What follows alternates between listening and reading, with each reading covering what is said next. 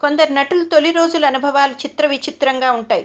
ఎదగడానికి వాళ్ళు చేసే కృషి ఆశ్చర్యంగా ఉంటుంది.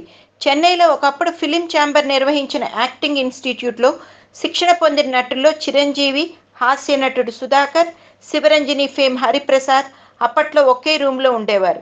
పనులు కూడా సమంగా పంచుకునేవారు. ఎలా అంటే అన్నం వండే కార్యక్రమం చిరంజీవిది, సుధాకర్ కూరలు వండాలి, గది నిర్వహణ బాధ్యత హరిప్రసాద్‌ది.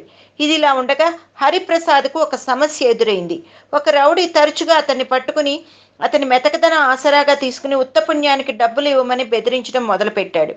హరిప్రసాద్ చిరంజీవిని, సుధాకర్‌ని తీసుకువెళ్ళి దూరం నుంచే ఆ రౌడీని చూపించాడు. అప్పుడు మన మెగాస్టార్ చిరంజీవి ఆ రౌడీ దగ్గరికి వెళ్ళి ఏమిటి సంగతి అని నిలదీశాడు. అడగడమే కాదు, సుధాకర్ తన స్టైల్లో కొట్టుగురు, పిచ్చ కొట్టుడు కొట్టుగురు అని ప్రోత్సాహకరంగా చెబుతూ ఉంటే చిరంజీవి రెచ్చిపోయి ఆ రౌడీని ఫుట్బాల్ ఆడేశాడు. దాంతో ఆ రౌడీ మళ్ళీ ఆ ఛాయల్లో కనిపించలేదు. కథ సుఖాంతం. తమాషా ఏంటంటే శిక్షణ పూర్తయ్యాక నటులుగా స్థిరపడిన తరువాత హరిప్రసాద్ మనస్తత్వానికి అనుగుణంగా మెతక పాత్రలోనే నటించారు. సుధాకర్ తమిళంలో హీరోగా నటించిన తెలుగులో హాస్య నటుడిగా హీరో స్నేహితుడి పాత్రలో రాణించారు. చిరంజీవి మెగాస్టార్గా విలన్లను చితకా మతకా ఉతికే పాత్రలో విశేషణ జనాదరణ పొందారు.